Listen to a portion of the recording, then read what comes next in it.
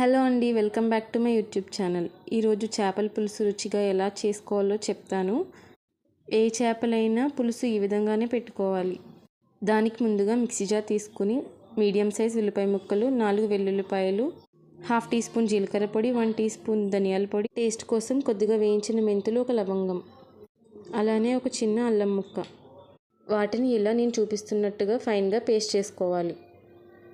Paste మొత్తాన్ని ఒక గిన్నెలోకి తీసి పక్కన పెట్టుకోండి. ఇప్పుడు ఆ మిక్సీ జార్లోనే మీడియం సైజ్ టమాటా తీసుకుని గ్రైండ్ చేసుకోవాలి. నెక్స్ట్ ముందుగా చింతపండు నానబెట్టుకోవాలి. మనం చింతపండు చేప ముక్కలను బట్టి క్వాంటిటీ తీసుకోవాలండి.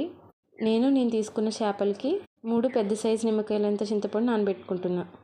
చింతపండు అలానే టమాటా పేస్ట్ రెడీ అయిపోయాయి. ఇప్పుడు 6 నుంచి 7 పచ్చిమిర్చి, బెండకాయ ముక్కల్ని ఇలా చాప్ చేసి పెట్టుకోవాలి.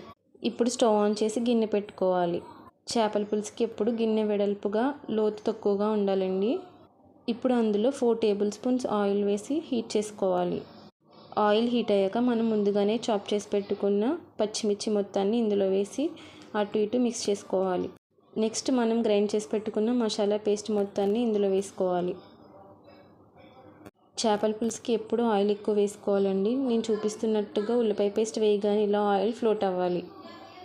మనం కూర వండేసరికి ఆయిల్ పైకి తేలేట్టుగా ఉండాలన్నమాట. మసాలా పేస్ట్ 2 నిమిషాల పాటు వేయించుకున్న తర్వాత కొద్దిగా పసుపు, 2 టీ స్పూన్స్ కారం.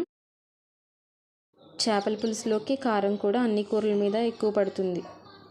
పసుపు, కారం వేసిన తర్వాత 2 నిమిషాల పాటు ఇలా వేయించుకోవాలి. మనం ఇక్కడ ఒకటి గుర్తుపెట్టుకోవాలి, చేపల పులుసులోకి ఎప్పుడు ఉల్లిపాయ ఎక్కువ పట్టదండి. ఇప్పుడు ఇందులో కొద్దిగా కరివేపాకు వేసి బాగా మిక్స్ చేసుకోవాలి. తర్వాత ముందుగా వాష్ చేసి పెట్టుకున్న చేప ముక్కలన్నిటిని నేను చూపిస్తున్న విధంగా ఒకదాని తర్వాత ఒకటి ఇలా వేసుకోవాలి. ఇలా చేప ముక్కలన్నిటిని వేసుకున్న తర్వాత గరిటె పెట్టకుండా నేను చూపిస్తున్న విధంగా క్లాత్తో తిప్పుతూ ఉండాలి. ఇలా మిక్స్ చేసుకున్న తర్వాత 2 నిమిషాల పాటు మూత పెట్టి మగ్గించుకున్న తర్వాత మనం ముందే రెడీ చేసి పెట్టుకున్న టమాటా పేస్ట్ మొత్తాన్ని ఇందులో వేసి అలానే మనం ముందే నానబెట్టుకున్న చింతపండు వాటర్ మొత్తాన్ని నేను చూపిస్తున్నట్టుగా వేసుకోవాలి. ఇలా చేపలు మునిగేంత వరకు చింతపండు వాటర్ని వేసుకోవాలి.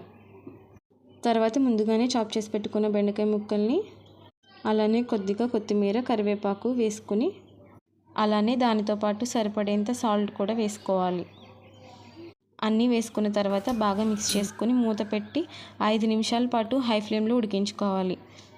5 నిమిషాల పాటు ఇలా ఉడికించుకున్న తర్వాత మీడియం ఫ్లేమ్లో పెట్టి ఇలా నేను చూపిస్తున్నట్టుగా కన్సిస్టెన్సీ వచ్చేంత వరకు ఉడికించుకోవాలి. చూసారా, కూర ఉడికిపోయిన తర్వాత ఆయిల్ ఎలా ఫ్లోట్ అయిందో. ఇలా కూర ఉడికిపోయిన తర్వాత కొత్తిమీరతో గార్నిష్ చేసి సర్వ్ చేసుకోవడమే.